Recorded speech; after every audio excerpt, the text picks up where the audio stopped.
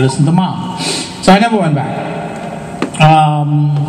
Until I met Camarade, Sheila, and Raphael. And that meeting was probably one of the most important encounter in my young adulthood, if you will. I have no interest in Guyanese politics whatsoever, much as Guyanese politics. I was invited to meet them the first time around. Because of those things, I didn't go. I didn't know who these guys were or what they stood for, nor was I interested. But the second time around, on the first campaign, they came back, and I was encouraged to go. In fact, about 3 or 4 guys from New York says, "Doc, you gotta come meet this guy." So I went. And what I saw, what I observed, was the key things.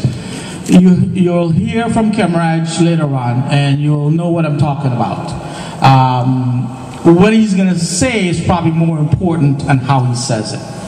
And so after I listened to them, I said to myself, this sounds pretty good. They have some decent ideas. But is it real, or we just hear some politician blow some hot smoke over our butts, or if you will. I'm sorry, the kids around. So what I did was I invited him to come to the house. Sat down on the deck, sit with him for about a good 2 hours, the rest of the guys, and really had a good one-on-one talk with him to figure out what these guys are all about. Are they real? Are they politicians? Are they coming, again, like most politicians come to New York and New Jersey and to Florida and not say, listen, help me with some money and go back, and they'll do whatever they do without any accountability or anything like that. What I learned from those discussions, though, you get a sense that these guys are real. They're unselfish, and they have this desire and this burn to change what they have been living in their political life. As you know, Camarade was in the PPP since he was born, probably, and was in parliament with them. Similarly, Raphael was in the PNC and was in parliament with them. Sheila Holder was in the WPA and was in parliament. And they've been in the belly of the beast, and they see how these machinery operates. And for decades, we have seen the results of all that. Where is the country 40-some years after independence? And if you ask yourself the question, is the country better off today than it was then, probably the answer is a resounding no. And their goal is simply to transform, if I can capitalize it, the political culture of the country, so that all the things that to follow can occur. The economics, the transformation of crime, security, healthcare, education. None of that can happen if you don't go to the root cause of these things. That is the political infrastructure. And equally important, the manner in which they set about doing this is in an unselfish way.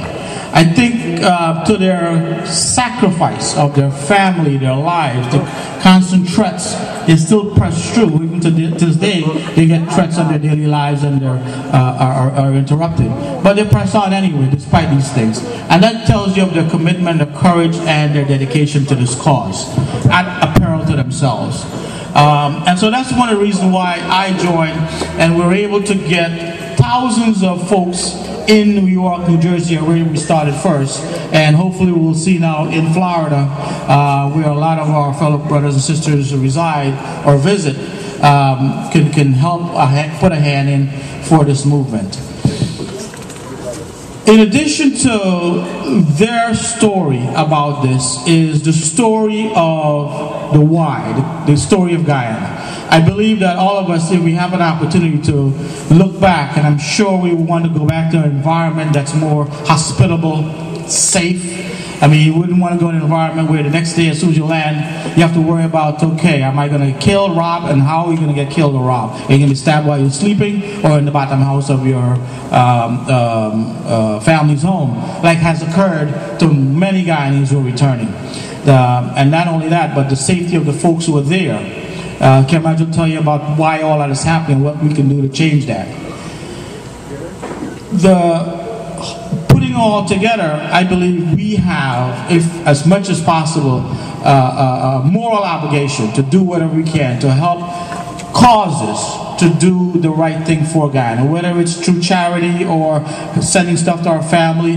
I believe that probably the best vehicle to make this transformation occur is for the root cause. The political infrastructure, because those are the guys who set policy, public policies for the country. Those are the guys whose policy affects everyone in the land, and those are the guys who are going to rape the people or not. And you've seen what's going on there. What I think we can bring in addition to this whole transformation is the fact these guys, how they view the diaspora. I think it's critically important that you know, and it's part of the program, that Team AFC sees the diaspora as probably the most important ingredient in its success in transforming a nation. Because simply put, without a diaspora, an AFC cannot survive. If you look at the talent pool that's left there, Cameron will tell you you're looking at 1 in 7 or 8 folks who are able to do some meaningful contribution are still in country. The other 6 or 7 is outside. And they realize that without the diaspora, it can't happen. In fact, as I go back and I'm involved with them, I tell them the story that they call us that we're in the diaspora. I ask a guy, what does that mean? Couldn't tell you. I don't even know what the hell the word diaspora means from a certain time. But what I tell them is this: we're all Guyanese. In fact, we're displaced Guyanese because we are all away from our homeland. We're doing fine in the environmental stuff, but we're displaced Guyanese first and foremost. And we all would like to either go back, visit, or go back and spend some time with our family and friends. So from that perspective, I think it's important that when you listen to Camarade and the story of the AFC, take that time to give some thought to see how we can all put our shoulders together and move this wheel forward, because I truly believe that they have the right message, the right plan, and the right folks to do it. And some of those right folks are not the guys just sitting up there. There are some guys in the room, because it's going to take effort from all of us to put this together. I want to, at this point, say a huge thank you to guys like Z, Adrian, Derek, who within a matter of a couple of weeks only, they got notice that we're going to launch and we'd like to get a present to meet some folks, Guyanese folks in Florida, and here you guys are. So we're hoping that this is just we know this is just the beginning, and as you call your families and your friends and you learn more of the AFC, tell us give us your ideas, give us your thought of what we need to do to help transform this nation. Thank you very much. All right, all right. All right, Emma. We want to thank Dr. Rohan Somar for that contribution.